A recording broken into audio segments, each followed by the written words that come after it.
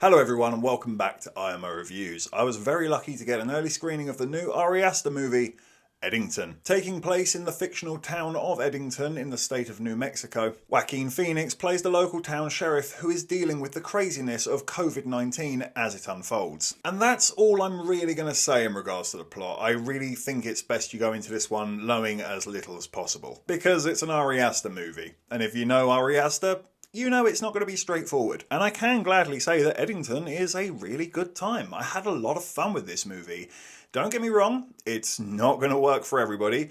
It's going to piss a lot of people off, but that's kind of what I like about it most, to be honest with you. I like the fact that it's got a cast iron set of balls on it. It well and truly holds up a mirror to society of how all of us behaved during that crazy time period of COVID-19. Particularly Americans and American culture, which I, as a British man, can't comment on too deeply. I only ever saw it through social media and the news, which in itself is the problem, and Eddington is very much talking about that as well. But more to the point that in this time of need where we really should have come together and been closer than ever, it actually ended up being a time where we were more self-interested and nasty and fake than ever before. We flooded the supermarkets and emptied the shelves before anybody else could get to them, and others went without. We kept filming each other's mental health breakdowns on social media without any context to what's going on. When you look back at it,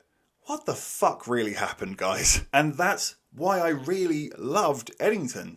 It says exactly everything that I think all of us have been thinking, really, deep down, I suppose, you know. Can't speak for everybody, but I know it spoke a lot of my frustrations out there. In this world where it feels like we have to be so careful about everything that we say, that no one is ever allowed to make a mistake, whether it be through ignorance or not knowing any better. But beside those points, before we trigger anybody and have the comments going absolutely ablaze, how is it as a movie? It's beautifully filmed. Once again, Ari Aster's cinematography is really top tier. I liked the performances all round. I thought Emma Stone was really understated here, but very good. Joaquin Phoenix, terrific as always. I also thought the music was really good. It's very understated, but it is very atmospheric. It got under my skin and made me feel tense at times. Personally, as somebody who has struggled with Ari Aster in the past, I am happy to go as far as saying that this is his second best movie, for me anyway. I don't think it's better than Hereditary. I still think Hereditary is #1 here. But I think that this is better than Midsommar, and I definitely think it's better than Beau is Afraid. So yeah, I'm more than happy to give this the silver medal. This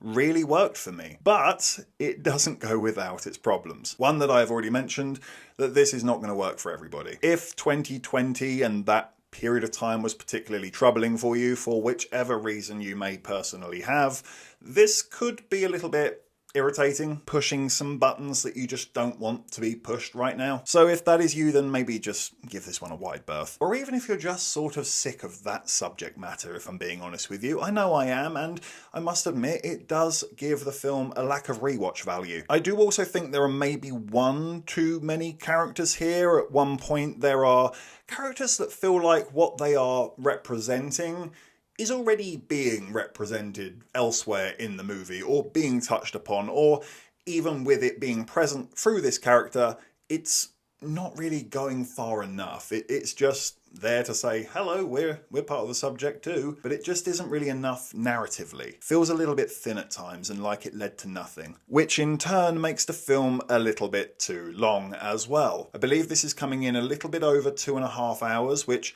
okay, at least he's learned his lesson from Beau is Afraid. But just the natural pacing of the movie, it did feel a little bit longer than that, I must admit. It could have wrapped a good 10-15 minutes sooner. But as a film critic who personally loves to be challenged by his art, who likes the weird and out there memorable stuff that's not following the formula, I had a really good time with this. And if you think anything that I've mentioned here sounds interesting, then I think you should go and see this as soon as you possibly can. I'm going to give Eddington a 9 out of 10. Thank you for watching this review. Please be sure to hit the like button and hit the subscribe button if you haven't already, and please do hit the comments as well.